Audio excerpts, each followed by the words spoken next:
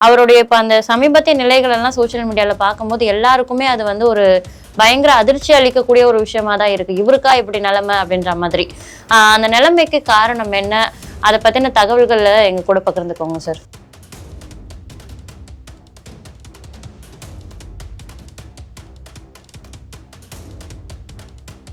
அடுத்தடுத்து அவர் வீடியோக்கள் வெளியிடும் போது வரக்கூடிய தகவல்கள் தான் நம்ம பார்க்குறோம். அந்த காட்சிகள் வந்து சில காட்சிகள் வந்து அதிர்ச்சின்னு சொல்கிறீங்க, அதிர்ச்சியும் இருக்குது. சில நேரங்களில் சில காட்சிகள் அவர் செய்யக்கூடிய அந்த செய்கைகள் இதெல்லாம் வந்து கொஞ்சம் ஒரு ஆபாசம், ஒரு அருவருக்கு தகுந்த மாதிரியான சில காட்சிகள் இருக்குது. இது வந்து உண்மையிலேயே சிலர் சொல்கிறாங்கன்னு கேட்டால் இது அட்டென்ஷன் கிரியேட் பண்ணுறதுக்காக பண்ணுறாங்கன்னு சொல்லிட்டு, கண்டிப்பாக இது அப்படி இருக்கிறதுக்கான வாய்ப்பு இல்லை. ஒரு சாதாரண டிப்ரெஷன் அப்படின்றது வேற, மன நோய்ன்றது வேற. அதை தாண்டி பாத்தீங்கன்னா அந்த ஹார்மோன் சேஞ்சஸ் அப்படின்றது வேற. ஆனா இவரோட விஷயத்துல பாத்தீங்கன்னா எல்லாத்தையும் குழப்பி அவர் வந்து ஒரு பெண்ணா மாறி. அதுக்குதான் நான் உங்களுக்கு சொன்னேன், ஒரு மன அழுத்தம் இருக்குன்னா அந்த மன அழுத்தத்துக்கு காரணம் என்ன, அதுதான் இங்க கேள்வி. இப்ப காதல் தோல்வியா இருக்கலாம், அவருக்கு வந்து பண மோசடி சில பேர் பண்ணிருக்கலாம், உறவுகளோட பிரிதல் இருக்கலாம், இல்ல அவருக்கு வந்து கேட்டீங்கன்னா இயல்பாவே வந்து பாத்தீங்கன்னா இது எல்லாமே மன அழுத்தத்துல வந்துரும் சார். மன அழுத்தத்துக்கு காரணம் என்ன? இப்போ அவருடைய மனநிலையை தாண்டி இப்போ நம்மளும் அந்த விஷயத்தை பத்தி பேசுறோம். அந்த திரைத்துறை குறித்து பேசலாமா? வந்து ஒரு ஆக்கப்பூர்வமா பேசலாம். அந்த தம்பி நல்லா இருக்கணும்னு பேசுறதுன்னு ஒண்ணு இருக்கு. அதை தாண்டி வந்து கேட்டா வந்து ஒரு ஜெண்டரா ஒரு வந்து சித்தரிக்கிறது, அவரே சொன்னாலும் கூட நம்ம சொல்லக்கூடாதுன்ற நான் ஒரு மன உளைச்சல் இருக்கிறாரு. வந்து பாத்தீங்கன்னா வந்து ஒருத்தர் சொல்றாரு, நான் வந்து ஏதோ தப்பான ஒரு விஷயம் சொல்றாருன்னு வச்சுங்களேன், நான் வந்து அந்த வீட்டுல வந்து நான் திருடிட்டேன் அப்படின்னு ஒருத்தர் சொல்றாருன்னு வச்சுங்களேன், ஒரு மனப்பிரட்சியில பேசுறாரு, இல்ல மன அழுத்தத்துல சொல்றாரு, நான் அந்த வீட்டுல திருடிட்டேன்னு சொல்றாரு, இல்ல அந்த வீட்டுல வந்து நான் ஒரு பெரிய தப்பு பண்ணிட்டேன்னு ஏதோ சொல்றாரு வச்சுங்களேன், அது போய் விசாரிச்சா தானே தெரியும் அந்த வீட்டுல போய் திருடினாரா, அந்த வீட்டுல இருக்க பொண்ணுகிட்ட தப்பு பண்ணாரா, இல்ல அந்த வீட்டுல வந்து அவர் வந்து என்ன செஞ்ச அப்படின்னு. இந்த வீடியோக்களை ஸ்ப்ரெட் பண்றது வந்து யார் பண்றாங்களோ அவங்களுக்கு வேணா அட்டென்ஷன் கிரியேட் பண்ணலான்ற நோக்கம் இருக்கலாம். பட் அந்த தம்பி பேசுறத வச்சு நான் பார்க்க கேட்டா உளவியலா ஏதோ ஒரு அழுத்தத்துக்கு வந்து ஆளாயிருக்கிறான்றது தெரியுது. அப்போ சினிமா வட்டாரத்துல அவருக்கு ஏற்கனவே தொடர்பு இல்லாமலாம் இருக்க முடியாதுமா. இன்னைக்கு என்ன காலம் இது, இன்னைக்கு டேட்டுக்கு வந்து யாருன்னா தொடர்பு இல்லாம யாருன்னா இருக்க முடியுமா? அவருடைய அப்பாவோ அண்ணனோ தம்பியோ சொந்தமோ பந்தம் யாராவது இருப்பாங்கல்ல, நண்பர்கள் இருப்பாங்க.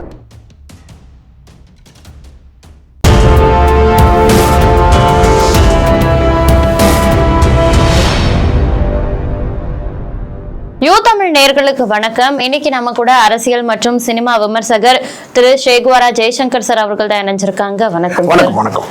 எந்த ஒரு திரைத்துறை பின்புலமுமே இல்லாம ஒரு தனி மனிதனா இந்த திரைக்குள்ள வந்து அவருடைய கடின உழைப்பால ஒரு நல்ல கதைகளை சூஸ் பண்ணி நடிச்சிட்டு இருந்த நடிகர் ஸ்ரீ அவர்கள் வந்து அவருடைய இப்ப அந்த சமீபத்திய நிலைகள் எல்லாம் சோசியல் மீடியால பார்க்கும்போது எல்லாருக்குமே அது வந்து ஒரு பயங்கர அதிர்ச்சி அளிக்கக்கூடிய ஒரு விஷயமா தான் இருக்கு. இவருக்கா இப்படி நிலைமை அப்படின்ற மாதிரி. அந்த நிலைமைக்கு காரணம் என்ன?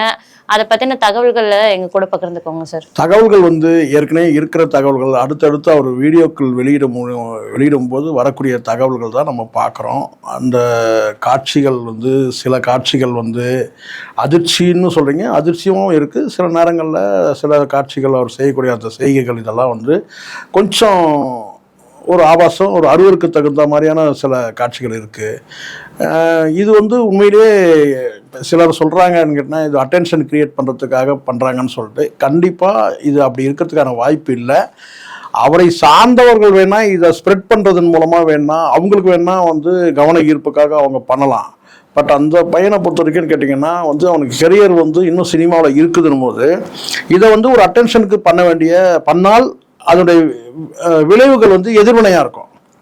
இப்போ வந்து ஒரு சக்ஸஸ்ஃபுல்லாக ஒரு 4 படத்தில் நடிச்சிருக்காரு, ஒரு 3 படங்கள் நல்லா போயிருக்கு, எல்லாரும் தெரியும். வழக்கு எண் வந்து எந்த படங்களும் இந்த மாதிரி அட்டென்ஷன் இல்லாம வந்து இயல்பாகவே வந்து வளரக்கூடிய காலகட்டத்தில் இருக்கும்போது யாரும் அட்டென்ஷன் கிரியேட் பண்ணுறதுக்கு இப்படி பண்ண மாட்டாங்க. இப்போ ஒரு தேர்ந்த ஒரு நடிகரா இருக்கிறாரு, பெரிய ஸ்டாரா இருக்கிறாங்க, அவங்களுக்கு சில படங்கள் வந்து இடையில போகலன்னு சொன்னா அவங்க வேணா வந்து என்ன பண்ணுவாங்கன்னா வந்து அட்டென்ஷன் கிரியேட் பண்றதுக்கு ஏதாவது மேடையில ஏதாவது சேட்டைகள் பண்ணுவாங்க.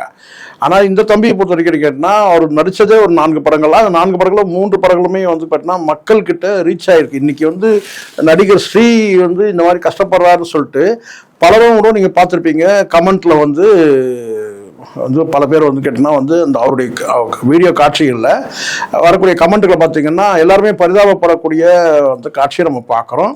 ஆறுதலான பல கமெண்ட்டுகளை நம்ம பார்க்குறோம்.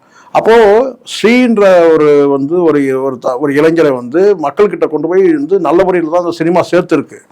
அப்போ வளரக்கூடிய ஒரு கலைஞன் வந்து தன்னுடைய வந்து ஒரு அட்டென்ஷன் கிரியேட் பண்ணுறதுக்காக வேற எப்படி வேணாலும் நடந்துப்பாங்க. பட் இந்த மாதிரியான வீடியோக்கள் நீங்கள் பார்த்துருப்பீங்க எல்லாருமே. இப்படி ஒரு காட்சியை வந்து யாருமே வந்து காட்சிப்படுத்த மாட்டாங்க. ஏன்னா எதிர்கால சினிமான்ற ஃபியூச்சர் வந்து அவங்களுக்கு வந்து அதனால வந்து கேட்டால் வந்து வாய்ப்பு இருக்குது. பாதிக்கிறதுக்கு ஒரு நடிகை இருக்கிறாங்க, அவங்க வந்து அட்டென்ஷன் கிரியேட் பண்ணுறதுக்காக வந்து ஒரு நிர்வாணமாக போஸ்ட் கொடுக்குறாங்க. இதையெல்லாம் நம்ம வந்து பார்த்துட்டு வந்ததுனால இதுவும் கூட அப்படி இருக்கும் போல இருக்குது அப்படின்ற மாதிரி நம்ம நினைக்கிறோம். ஆனால் நான் பார்த்த வரைக்கும் அந்த முகபாவனைகள் பொதுவாக நமக்கு வந்து சில இந்த மாதிரி மனப்பிழற்சி உள்ளவங்க சில பேர் கூட என்ன கேட்டாங்க, நீங்கள் நான் டாக்டரான்னு சொல்லிட்டு சில அனுபவத்தில் நமக்கு தெரியும். கீழ்ப்பாக்கம் ஹாஸ்பிட்டலுக்கு ஒரு 10 முறை போனீங்கன்னா யாரையாவது தெரிஞ்சவங்க நண்பர்கள் அல்லது வந்து உறவினர்கள் இந்த மாதிரி யாராவது நீங்கள் பார்க்க போனீங்கன்னா அப்போ உங்களுக்கு தெரியும் இந்த டிப்ரெஷனில் உள்ளவங்க எப்படி நடந்துப்பாங்க.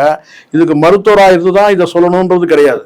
என்னை கூட கேட்குறாங்க சில பேர். இவர் கேட்டாங்க, நீங்கள் வந்து கேட்டால் எதையுமே அறையும் குறையும் தெரியாமல் வந்து முடிவெடுத்துடக்கூடாது. கீழ்ப்பாக்கம் ஹாஸ்பிட்டலில் வந்து நான் பல முறை பயணப்பட்டிருக்கிறேன். என் குடும்பத்தை சார்ந்தவங்க வந்து பார்த்திங்கன்னா சைக்காலஜி படிக்கிறாங்க, படித்து வந்து பார்த்திங்கன்னா வந்து ஒரு ப்ரொஃபஷனலில் இருக்கிறாங்க. இந்த மாதிரி இருக்கும்போது எனக்கு ஓரளவுக்கு வந்து அது சம்மந்தமாக பேசுறதுக்கு ஓரளவுக்கு எனக்கு தகுதி இருக்குதுன்னு நான் நினைக்கிறேன். அப்படி இருக்கும்போது இவர் வந்து இந்த தம்பி வந்து கேட்டால் நான் பார்த்த வரைக்கும் கேட்டால் அவருக்கு ஏதோ மனக்குறை இருக்குது, வந்து அவர் வந்து மன உளைச்சலில் பாதிக்கப்பட்டிருக்காரு. அது ஏதோ அதுக்கு மன அழுத்தம், மனப்பிழற்சி இந்த மாதிரி இருக்குன்னா மனசிதைவு இந்த மாதிரி இருக்குதுன்னா அதுக்கு காரணம் என்னன்றது வந்து இருக்குது. இப்போ இருக்க பிரச்சனை அவருக்கு டிப்ரெஷனில் இருக்கிறாரு, நல்லா தெரியுது. ஆனால் அந்த டிப்ரெஷனுக்கு காரணம் என்னன்றது இன்னும் இருக்குல்ல, அந்த காரணத்துக்கு வந்து கேட்டால் எது வேணால் காரணமாக இருக்கலாம். அது வந்து அவருக்கு பணம் செட்டில் பண்ணல, அவர் நடித்த படத்துக்கு பணம் செட்டில் பண்ணுறேன்னு சொல்லி இருக்கு. அதை தாண்டி வேறு ஏதாவது வந்து கேட்டால் உறவு முறைகளில் அவருக்கு யார் தொடர்புனே இன்னைக்கு வரைக்கும் இந்த நிமிஷம் வரைக்கும் தெரியாமல் இருக்குது. அப்பா அம்மா யார், அண்ணன் தம்பி யார், எப்படி அவர் சினிமாவுக்கு வந்தார், எப்படி வாய்ப்பு கேட்டார், எப்படி வாய்ப்பு வழங்கப்பட்டது, எப்படி வந்து இப்படி வந்து ஒரு சூழ்நிலைக்கு தள்ளப்பட்டார், இது எல்லாமே கேள்வியாக இருக்குது. அவருக்கு சார்பாக பேசக்கூடிய ஒரு பெண் பேசிகிட்டு இருக்கிறாங்க. அவங்கக்கிட்ட முழுசாக எதுவுமே அவங்கக்கிட்ட வந்து தகவல் வரல. அவங்களும் வந்து பார்த்தீங்கன்னா வந்து ஏதோ ஒரு திகில் கதை பேசுகிற மாதிரி தான் பேசிகிட்டு இருக்கிறாங்களே தவிர உண்மையாக வந்து இவ்வளோ தெரிஞ்சவங்க வந்து கேட்டால் அவருடைய அப்பா யார், அண்ணன் யார், தம்பி யார், அவருக்கு உறவு முறைகள் யார், அவருக்கு என்ன இமீடியட்டாக தவிர எங்கே இருக்கிறாரு, என்ன ட்ரீட்மெண்ட் தேவை, மேலே அவர் வந்து அவர் தன்னை வந்து அவர் பாதிக்கிற மாதிரி அவர் எதுவும் பண்ணிக்கூடாது, அதை எப்படி தடுக்க, இப்படியான வந்து சாதாரண அவருடைய ரசிகர்கள் கூட சொல்ல முடியாதுமா. ஏன்னா அந்தளவுக்கு அவர் ரசிகர்களை வந்து ஏர்ன் பண்ணல. ஆனால் வந்து அவருக்கு ஆதரவாக பேசுகிறாங்க இல்லையா. ஸோ அப்படிப்பட்ட ஒரு தம்பிக்கு வந்து ஆதரவாக பேசக்கூடியவங்களாவது கொஞ்சம் வெளிப்படையாக சில விஷயங்கள் வந்து சொல்லணும், இல்லை அதுக்கான நடவடிக்கைகளை தேடி அவர் வந்து அவருக்கு என்ன செய்யணும், என்ன ட்ரீட்மெண்ட் கொடுக்கணுன்றது பண்ணணும். ஸோ இப்படிலாம் எதுவும் பண்ணாமல் அடுத்தடுத்து வீடியோக்களில் அவர் வெளியிடுறது, அந்த வீடியோக்களை வந்து எப்படி அவர் வந்து இவ்வளோ டிப்ரெஷனில் உள்ளவர் எப்படி வெளியிடுறாரு, அவருக்கு வந்து வேற யாராவது கூட இருந்து இது பண்ணுறாங்களா, சரி நோக்கம்தான் என்ன அப்படின்றதுலாம் இருக்குல்ல, எதுக்காக இந்த வீடியோ வெளியிடுறாரு. ஒரு சாதாரண டிப்ரெஷன் அப்படின்றது வேற, மன நோய்ன்றது வேற, அதை தாண்டி பாத்தீங்கன்னா அந்த ஹார்மோன் சேஞ்சஸ் அப்படின்றது வேற. ஆனா இவரோட விஷயத்துல பாத்தீங்கன்னா எல்லாத்தையும் குழப்பி அவர் வந்து ஒரு பெண்ணா மாறி. அதுக்குதான் நான் உங்களுக்கு சொன்னேன், ஒரு மன அழுத்தம் இருக்குன்னா அந்த மன அழுத்தத்துக்கு காரணம் என்ன, அதுதான் இங்க கேள்வி. இப்போ காதல் தோல்வியா இருக்கலாம், அவருக்கு வந்து பணம் மோசடி சில பேர் பண்ணிருக்கலாம், உறவுகளோட பிரிதல் இருக்கலாம், இல்ல அவருக்கு வந்து கேட்டீங்கன்னா இயல்பாவே வந்து பார்த்தீங்கன்னா இது எல்லாமே மன அழுத்தத்துல வந்துரும் சார். மன அழுத்தத்துக்கு காரணம் என்ன, மன அழுத்தம் ஏற்படுது. ஒரு ஆண் வந்து ஒரு பெண்ணா மாறுறது அப்படின்றது அது ஒரு தனி ஸ்டேஜ், அது ஹார்மோன் சேஞ்சஸ்ல வரும். இந்த மன அழுத்தத்தை கூட அதை வந்து மிங்கிள் பண்ணி இல்ல. இப்போ நம்ம அந்த முடிவுக்கு போயிட முடியாதுல்ல. இப்போ அவர் வந்து செய்யக்கூடிய சேட்டைகள் வைத்து வந்து நம்ம வந்து சொல்லிட முடியாது. இப்போ வந்து அந்த காலத்து கிராமங்களில் வந்து பார்த்தீங்கன்னா வந்து புலி வேஷம் போடுவாங்க. இப்போ அவர் செய்யக்கூடிய சேட்டைகளை வச்சு திருநங்கையா மாறினார், கேயா மாறினார், இப்படிலாம் சொல்கிறாங்கல்ல. எனக்கு அதில் வந்து உடன்பாடு இல்லை. உண்மையாக தெரிஞ்சுக்கிட்டு நம்ம சொல்லணும். ஒருத்தர் ஒரு விஷயம் பேசுனா ஒரு லிமிட் இருக்குது, வரம்பு இருக்குது. இப்போது அவருக்கு ஒரு நோய் இருக்குன்னு சொன்னால் அந்த நோய் இருக்கா இல்லையான்னு தெரிஞ்சிக்காமல் நம்ம வந்து கேட்டால் அவருக்கு அந்த நோய் இருக்குது, அந்த மாதிரி இருக்கு சார். மன அழுத்தம்ன்றது தெரியுது. அந்த மன அழுத்தத்தை தாண்டி அவருக்கு வந்து கேட்டினா வந்து வந்து ஒரு அவர் வந்து மென்டலி வந்து வந்து பார்த்தீங்கன்னா வந்து பாதிக்கப்பட்டிருக்கிறாருன்னு நம்ம சொல்லிட முடியாது.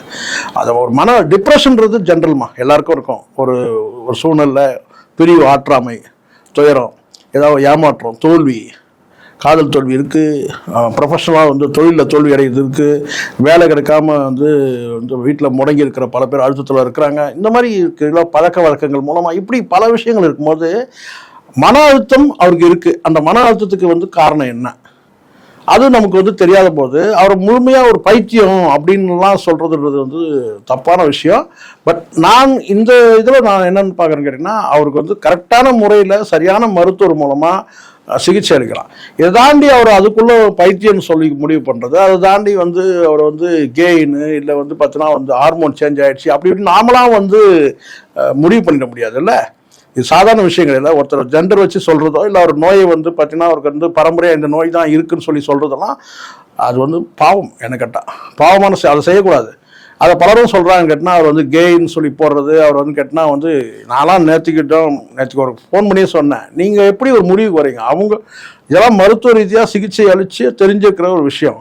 போகிற போக்கில் நீங்கள் வந்து அது மாதிரி பண்ணக்கூடாது. மக்கள் ஆல்ரெடி இந்த என்ன எந்த நாளா அவர் இப்படி இருக்காரு அப்படின்னு குழப்பத்தில் இருக்க ஸ்டேஜில் அவங்க தோழி அப்படின்னு பேசுற அவங்களும் வந்து அவர் ஸ்ரீயா வந்தாலும் நான் ஏத்துப்பேன், ஸ்ரீமதியா வந்தாலும் எனக்கு ஒரு விஷயம் எனக்கு வந்து உடன்பாடே இல்லை. அவங்க பேசுறத நான் கேட்டேன், நானும் கேட்டேன், நேற்று கூட கேட்டேன். என்ன இப்போ அவர் வந்து காப்பாற்றணுன்ற நெருக்கடியில் நமக்கு இருக்கு இல்லை. அந்த தம்பி வந்து மேலும் மேலும் வந்து தன்னை வந்து இன்னும் டேமேஜ் பண்ணிக்கூடாதுல்ல. அப்போ முதல்ல என்ன தேவை, இப்போ அதுவா முக்கியம் உங்களுக்கு? நீங்கள் அப்படி முதல்ல அவர் எங்கே இருக்கிறாரு எப்படி இருக்கிறாரு சொல்லி சாதாரண மனிதர்களுக்குள்ள அந்த கூட ஆர்வம் கூட அவங்களுக்கு இல்லை அந்த பாப்பாக்கு. என்ன சொல்றாங்கன்னா அப்படி நம்ம தேடி போகும்போது அவர் வேற எங்கேயாவது போயிட்டா என்ன பண்றது? இதெல்லாம் ஒரு பேச்சாமா வந்து கேட்டா தேடி போகும்போது அவர் வேற எங்கன்னா போயிருக்கு அப்படி. இப்போ நீங்க இப்போ பேசுறீங்க, பேசுறதுல என்ன புண்ணியம் இருக்கு? அவர் வந்து மேல மேல பாதிக்கப்படுறாரு. வந்து அவர் அடுத்தடுத்து வீடியோக்கள் போடும்போது அவருக்கு அந்த நேரத்தில் ஒரு ப்ராப்பர் ட்ரீட்மெண்ட் இருக்கணும்ன்றது எல்லாரும் விரும்புறாங்க. வீடியோ பார்க்குற அத்தனை பேரும் விரும்புகிறாங்க. ஒரு பொறுமை எல்லா மனிதருக்கும் இது ஏற்படக்கூடியதுதாம்மா. ஒரு தோல்வி வரும்போது அது எந்த தோல்வினா இருக்கட்டும், ப்ரொஃபஷனலாக அவர் வந்து தோல்வியாக இருக்கட்டும், காதல் தோல்வியாக இருக்கட்டும், அல்லது வந்து பெற்றோர்கள் பிரிவாக இருக்கட்டும், இல்லை எதுவாக இருந்தாலும் சரி. நான் கெட்ட பழக்க வழக்கம் கூட இருக்குதா வச்சுங்களேன், எல்லாரும் மீண்டு வரலையா என்ன? சினிமாவில் வந்து பார்த்தீங்கன்னா இதெல்லாம் சர்வசாதாரணம். எவ்வளவோ நடிகர்கள் வந்து கேட்டால் வந்து இந்த மாதிரியான ட்ரக் அடிக்டில் இருந்தவங்க கூட இருக்கலாம். இது கூட ட்ரக் அடிக்ட் நான் முடிவுக்கு வரல அந்த மாதிரி. ஸோ இதெல்லாம் வந்து கேட்டினா ஒன்றா ஹார்மோன் சேஞ்ச் பண்ணிக்கிட்டாரு, இது பண்ணிட்டாரு. பட் இதுக்கு முன்னாடி கூட ஒரு செய்தி வந்து உங்களுக்கு தெரியும் நினைக்கிறேன், இந்த அகோரின்னு ஒரு தம்பி கலையரசன், இது பெருசாக வந்து இதுவாகிட்டு இருக்கு. நாம் முடிவுக்கு வர வேணான்றேன். அது வந்து மருத்துவ சிகிச்சை மூலமாக வந்து ஆய்வு முடிவுப்படி அவர் உண்மையிலேயே ஹார்மோன் சேஞ்ச் ஆகி நாமளாம் வந்து ஒரு கதையை எடுத்து பேசக்கூடாது. கேட்டினா அவருக்கு இப்போ என்ன பிரச்சனை, அவர் வீடியோ வெளியிட்டு இருக்கிறதுல சில இருக்குது, சில காட்சி இதெல்லாம் வந்து அவரை வந்து கண்டுபிடிச்சி அவரை வந்து கேட்டால் ப்ராப்பர் ட்ரீட்மெண்ட் கொடுத்துக்கிறது மூலமாக நம்ம இது பண்ண முடியும். மற்றபடி இது அட்டென்ஷன் கிரியேட்டுக்காக நடந்ததாக நான் நினைக்கல. அப்படி பண்ணவும் முடியாது. ஏன்னா சின்ன வளர்ந்து ஒரு நடிகர் வந்து கேட்டால் இன்னும் கொஞ்சம் இந்த மாதிரி செய்தி பரவிச்சுன்னா அவருக்கு வாய்ப்பு கூட கிடைக்காம போயிடும். அதனால அதுக்காக பண்ணல. அவர் ஏதோ ஒரு வந்து உளவியல் சிக்கல் ஏதோ இருக்கு, உளவியல் சிக்கல், அதை என்னன்றதை கண்டுபிடிச்சி அதுக்கான ப்ராப்பர் ட்ரீட்மெண்ட் கொடுத்தா மீட்டு எடுத்துடலாம். அதை விட்டுட்டு மேலும் மேலும் வந்து நாம வந்து அவர் ஒரு வீடியோ போட, ஊடகங்கள்லாம் சேர்ந்து ஒரு வீடியோ போட, அது வந்து அதை ஏத்துக்க பக்குவம் அவருக்கு இருக்கணும்ல. இப்போ அவருடைய மனநிலையை தாண்டி இப்போ நம்மளும் இந்த விஷயத்தை பத்தி பேசுறோம். அந்த திரைத்துறை குறித்து பேசலாமா, வந்து ஒரு ஆக்கப்பூர்வமா பேசலாம். அந்த தம்பி நல்லா இருக்கணும்னு பேசுறதுன்னு ஒண்ணு இருக்கு. அதை தாண்டி வந்து கேட்டா வந்து ஒரு ஜெண்டரா ஒரு வந்து சித்தரிக்கிறது, அவரே சொன்னாலும் கூட நம்ம சொல்லக்கூடாதுன்ற. நான் ஒரு மன உளைச்சல் இருக்கிறாரு. வந்து பார்த்தீங்கன்னா வந்து ஒருத்தர் சொல்றாரு, நான் வந்து ஏதோ ஒரு தப்பான ஒரு விஷயம் சொல்றாருன்னு வச்சுங்களேன், நான் வந்து அந்த வீட்டில் வந்து நான் திருடிட்டேன் அப்படின்னு ஒருத்தர் சொல்றாருன்னு வச்சுங்களேன், ஒரு மனப்பிரட்சியில் பேசுறாரு, இல்லை மன அழுத்தத்தில் சொல்றாரு, நான் அந்த வீட்டில் திருடிட்டேன்னு சொல்றாரு, இல்லை அந்த வீட்டில் வந்து நான் ஒரு பெரிய தப்பு பண்ணிட்டேன்னு ஏதோ சொல்றாருன்னு வச்சுங்களேன், அது போய் விசாரிச்சா தானே தெரியும். அந்த வீட்டில் போய் திருடினாரா, அந்த வீட்டில் இருக்க பொண்ணுகிட்ட தப்பு பண்ணாரா, இல்லை அந்த வீட்டில் வந்து அவர் வந்து என்ன செஞ்ச அப்படின்னு அவங்க அதெல்லாம் ஒன்றுமே நடக்கலைங்கன்னு சொல்லி கேட்டா, அப்போ அவருக்கு கூட உளவியல் சிக்கல் என்னவோ கேட்டால் அவர் வளர்றாருன்னு வச்சுங்களேன், அதை வச்சே நம்ம பண்ணிட முடியாது இல்லை. இப்போ நான் சொல்றது உங்களுக்கு புரிய நினைக்கிறேன். அவர் சொல்றதை வச்சே அவர் ஜெண்டர் வந்து சேஞ்ச் ஆயிடுச்சு சொல்ல முடியாது இல்லை. ஒரு ஜெண்டர் சேஞ்சுன்னு சொல்லிட முடியுமா? அதனால வந்து கேட்டால் அவர் சொல்கிறாரு அப்படின்னால அது உளவியலாக அவருக்கு வந்து செக் பண்ணி ஹார்மோன் டெஸ்ட்லாம் எடுத்து ஆமாங்க அவருக்கு இந்த பிரச்சனை இருக்குன்னு. அதனால் மன ரீதியான பிரச்சனையெல்லாம் நம்ம சொல்ல முடியாது. இதெல்லாம் வந்து கேட்டால் மன அழுத்தம் வந்து சாதாரண சப்ஜெக்டே கிடையாது. முதல்ல அது வந்து பெரிய வந்து அவர் டிப்ரெஷன் ஏதாவது இருந்தாங்க, என்ன டிப்ரெஷன்றது தெரியணும்ல, முதல்ல எதனால டிப்ரெஷன் தெரியணும் முதல்ல.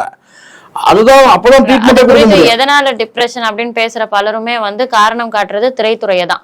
திரைத்துறையில நடந்த ஏமாற்றங்கள், துரோகங்களாலதான் அவர் இப்படி ஆயிட்டாரு. துரோகங்கள் எல்லா இடத்துலயும் இருக்கு. திரைத்துறை வந்து ஒரு மனுஷனை நல்லா நடிச்சிட்டு இருக்க ஒரு கலைஞனை வந்து மனநிலைக்கு பாதிக்கப்பட்ட ஆளா மாத்துற அளவுக்கு திரைத்துறை ஒண்ணு வேணா சொல்லுங்க. நீங்க துரோகம் எல்லா இடத்துலயும் இருக்கு, சினிமாவில் மட்டும்லாம் கிடையாது. அதையெல்லாம் கடந்து வந்து ஜெயிச்சவங்க இருக்கிறாங்க, தோத்தவங்க இருக்க இடம் தெரியாம போயிருக்கிறாங்க, அவ்வளவுதான். இங்க வந்து சினிமாவில் வந்து கேட்டால் வந்து நான் வந்தேன் எனக்கு வாய்ப்புகள் மறுக்கப்பட்டதுன்னு சொன்னாங்கன்னா எவ்வளோ லட்சம் பேருக்கு வாய்ப்பு மறுக்கப்பட்டிருக்கு. ஆனால் வாழ்ந்தவங்க சில 1000 பேர், சில 100 பேர் தான் சொல்ல முடியும், 1000 பேர் கூட சொல்ல முடியாது இங்கே சினிமாவில், சில 100 பேர். ஆனால் லட்சம் பேர் வந்து கேட்டிங்கன்னா வந்து வாய்ப்பு மறுக்கப்பட்டிருக்கு, 1-2 வாய்ப்புகளோட வந்து காணாமல் போயிருக்கிறாங்க, இதெல்லாம் நடந்திருக்கு. ஸோ இதுக்கெல்லாம் வந்து நீங்கள் வந்து ஒரு என்ன சொன்ன ஒரு இந்த மாதிரியான ஒரு முடிவுக்கு போகிறதெல்லாம் வந்து அது வந்து யாருமே ஏற்றுக்க முடியாது. பக்குவப்பட்ட ஒரு மனிதராக இருக்கணும். அந்த தம்பியை பொறுத்த வரைக்கும் கேட்டால் பல படங்கள் நடிச்சிருக்கிறாரு, பெரிய கனவு இருந்திருக்கலாம், அந்த கனவு வந்து நிறைவேறாத அந்த விரக்தி இருக்கலாம், அந்த விரக்தி வந்து உச்சத்துக்குள்ள போய் அவருக்கு வந்து கேட்டால் அடுத்த சாப்பாடு நம்ம எடுத்துக்க முடியாத ஒரு சூழல் ஏற்பட்டிருக்கலாம்.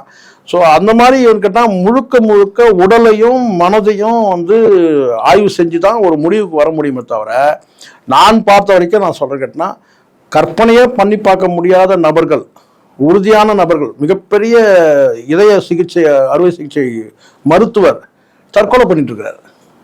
எப்படி? இதயத்துக்கே அறுவை சிகிச்சை பண்றவர், ஹார்ட் ஆப்ரேஷன் பண்ணக்கூடிய ஒரு டாக்டர் வந்து தற்கொலை பண்ணிட்டாரு, ஏதோ உளவியல் பிரச்சனை அவருக்கு.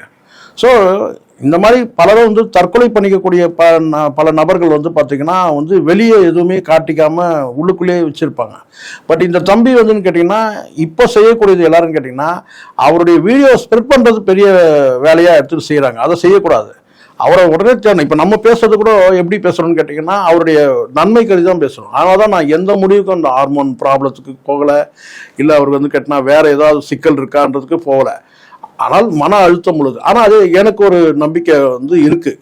என்னன்னு கேட்டிங்கன்னா இந்த வீடியோக்களை ஸ்ப்ரெட் பண்ணுறது வந்து யார் பண்ணுறாங்களோ அவங்களுக்கு வேணா அட்டென்ஷன் கிரியேட் பண்ணலான்ற நோக்கம் இருக்கலாம். பட் அந்த தம்பி பேசுகிறத வச்சு நான் பார்க்க கேட்டினா உளவியலாக ஏதோ ஒரு அழுத்தத்துக்கு வந்து ஆளாயிருக்கிறான்றது தெரியுது. அப்போ சினிமா வட்டாரத்தில் அவருக்கு ஏற்கனவே தொடர்பு இல்லாமலாம் இருக்க முடியாதுமா. இன்னைக்கு என்ன காலம் இது? இன்னைக்கு டேட்டுக்கு வந்து யாருன்னா தொடர்பு இல்லாமல் யாருன்னா இருக்க முடியுமா? அவருடைய அப்பாவோ அண்ணனோ தம்பியோ சொந்தமோ பந்தம் யாராவது இருப்பாங்கல்ல, நண்பர்கள் இருப்பாங்க. யாருமே இல்லாத ஒரு தீவுலலாம் இருக்க முடியாது. அவர்னா நித்யானந்தாவா நான் கேட்குறேன், சொல்லுங்க. நித்யானந்தா தான் கைலாசம் இருக்கு, கைலாசாவே ஒரு நாடு இல்லைன்னு பேசிட்டு இருக்கிறாங்க நிறைய பேர். அது ஒரு பக்கம், சரிங்களா? ஸோ அதனால அந்த தம்பி வந்து எங்கேயோ வந்து ஒரு இடத்துல இருக்கிறாரு. அது வந்து அவர் வெளிக்காட்டிக்காம வந்து தன்னைத்தானே வந்து ஒரு 4 சுவற்றுக்குள்ள வந்து பூட்டிக்கிறதுன்னு இருக்குல்ல, அது ஒரு வகையான மன அழுத்தத்தோட அறிகுறி தான். இது மேலே டெவலப் ஆகாமல் இருக்கிறதுக்கு அவர் எங்கே இருக்கிறாரு என்ன ஏதுன்னு சொல்லி தேடி போய் அது கண்டுபிடிக்கிறது ஒன்றும் பெரிய விஷயம் இருக்காதுன்னு வச்சுங்களேன். ஆனால் வந்து இவங்க சொல்கிறாங்க இல்லையா, இந்த ஒரு பெண் பேசும்போது சொல்கிறாங்கல்ல, அவங்களுடைய எதிர்கால திட்டம்லாம் அவங்க பக்கம் ஒரு விட்டுட்டு என்னன்னு கேட்டால் முதல்ல அந்த தம்பியை தேடி பிடிச்சி அவருக்கு முதல்ல உணவு தரணுமா. சாப்பிடாம நல்லா தெரியுது இல்லை எவ்வளோ மெலிஞ்சு போயிருக்கான். ஏற்கனவே வந்து பார்த்தீங்கன்னா ஒரு பெரிய பாடி கிடையாது. பல படங்களில் பார்த்துக்கிறோம், 4 படங்கள்லையுமே பெரிய, ஆனால் நல்ல ஒரு நடிக்க திறமையாய்ந்த ஒரு தம்பி. உண்மையிலேயே அந்த 18-9 படத்தில் வந்து கேட்டினா ரொம்ப பரிதாபமான ஒரு கேரக்டர்.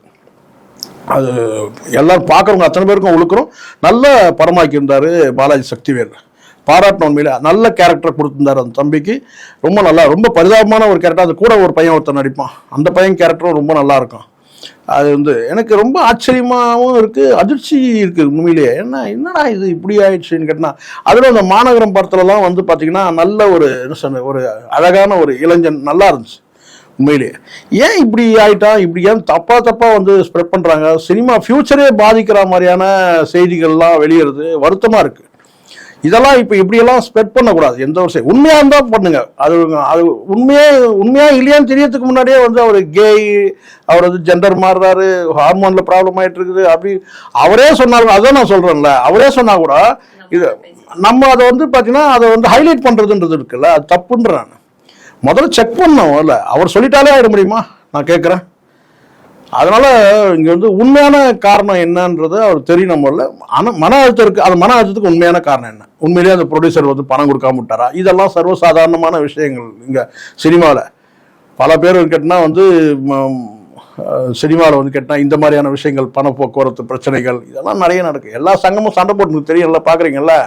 ஸோ அதனால கொஞ்சம் பொறுத்திருந்து பார்க்கணும். இந்த பேசுகிறவங்க யாராவது அவருக்கு ஆதரவானவங்க உண்மையிலேயே அவர் வந்து எங்கே இருக்கிறார் தெரிஞ்சு கண்டுபிடிச்சி முதல்ல 3 வேளை சாப்பாடு கொடுக்கணும். முதல்ல ஃபஸ்ட்டு 3 வேளை சாப்பாடு கொடுத்து முதல்ல உடலை தயார் பண்ணி அதுக்கப்புறம் வந்து மனசை தயார் பண்ணால் ஒன்றும் பிரச்சனை கிடையாது. நான் பார்த்த என்னுடைய அனுபவத்தில் நான் சொல்கிறேன், பல டிப்ரெஷன் கேஸ்கள் வந்து குணமாகி நார்மலாக இன்றைக்கி வந்து கணவன் மனைவி பிள்ளைகளோட வாழ்ந்துட்டுருக்குறாங்க. அதுக்கு சரியான மருத்துவர்கிட்ட ப்ராப்பர் ட்ரீட்மெண்ட் எடுத்தாங்கன்னா சரியாயிடும். இதை சொன்னா கூட சில பேர் நீங்க டாக்டர்னு கேட்குறான். நான் சொல்கிறேன், என்னோட அனுபவத்தில் நான் சொல்கிறேன், பல வந்து பேஷண்ட்டில் கொண்டு போய் நம்ம வந்து இதே கீழ்ப்பாக்கம் மென்டல் ஹாஸ்பிட்டலுக்கு நம்ம கொண்டு போய் பார்த்து சரி பண்ணியிருக்கிறோம். பல சைக்காட்ரிஸ்ட்கிட்ட நம்ம பழகியிருக்கிறோம், பேசியிருக்கிறோம். அதனால் வந்து கேட்டிங்கன்னா வந்து இது வந்து சிகிச்சை மூலமாக தீர்க்கக்கூடியது தான். நம்ம எல்லாரையும் இந்த அளவுக்கு வருத்தப்பட்டு அவரை பற்றி விவாதிக்க வச்ச திரு ஸ்ரீ அவர்கள் குறித்த நிறைய தகவல்களை எங்க கூட நேரம் ஒதுக்கி பகிர்ந்துக்கிட்டதுக்கு ரொம்ப நன்றிமா.